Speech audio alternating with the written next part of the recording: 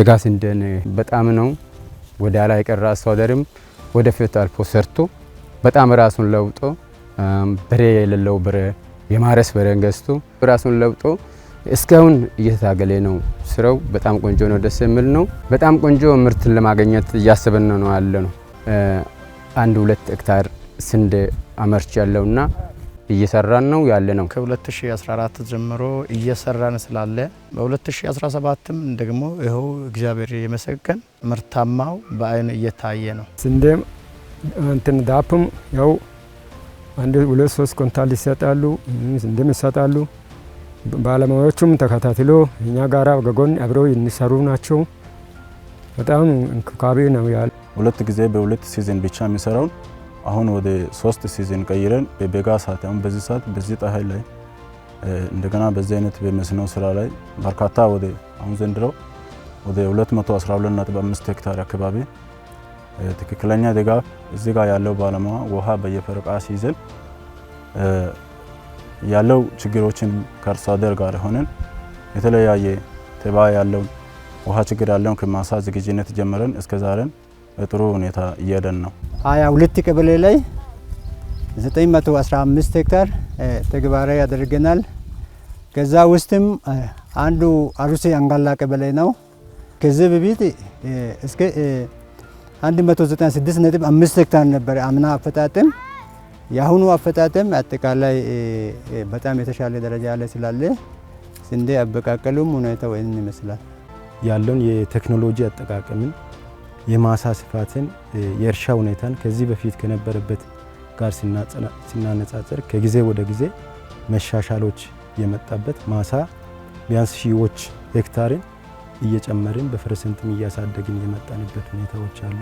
ከዚህ በፊት አልተለመደም። እንደኛ ኬስ በተለይም ከ3 ዓመት ወዲህ ነው በጋ ላይ ስንዴ ማልማትን አርሶ አደሩ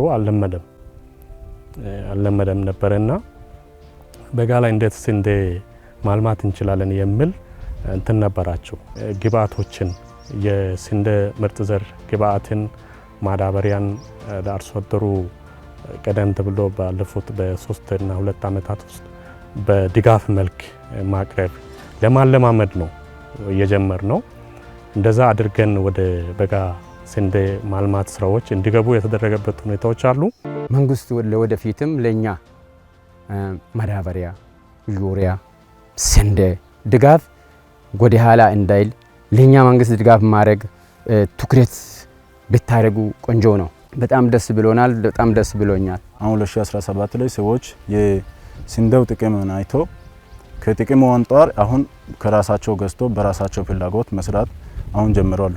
አርሶ አደር ድጋፍና ክትትል ስናይ እኛ ከስራ የሌለበት ቀበሌ ላይ ያሉ ባለሙያተኞች 10 ባለሙያተኛ አስገብተናል። ግብርና ባለሙያ እያንዳንዱ ወደ 20 አርሶ አደር አንድ ባለሙያ ስምሪት ወስዶ ድጋፍና ክትትል እያደረገ ነው ያለው። ለውጥን ስናይ ከዚህ በፊት ከነበረበት እንደኛ ዞን ያው የመኸርን ጀምሮ በርካታ በመኸር የሚለሙ በርካታ ማሳዎች አሉ።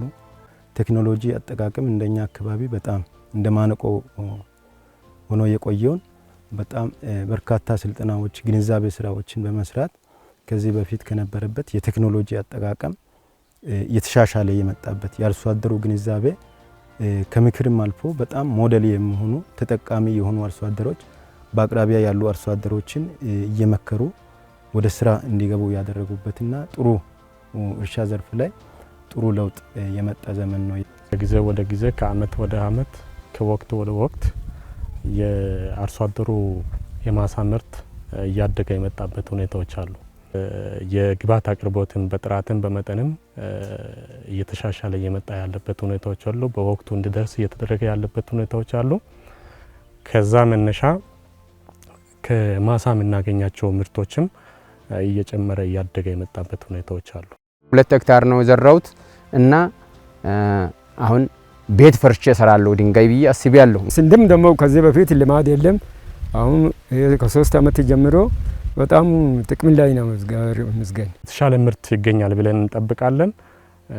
ተባይ ክስተት፣ በሽታና አሰሳ ስራዎች በወቅቱ እየተሰራ ያለበት ሁኔታዎች አሉ። የአረም ቁጥጥር ስራዎች እየተሰራ ያለበት ሁኔታዎች አሉ። ባለሙያዎቹ ድጋፍ እያደረጉ ያሉበት ሁኔታዎች አሉና ከዚህ አንጻር አትሊስት በዚህ አመት ከ52000 ኩንታል በላይ ምርት ማግኘት እንችላለን ብለን አቅደን እየሰራን ያለንበት ሁኔታዎች አሉ።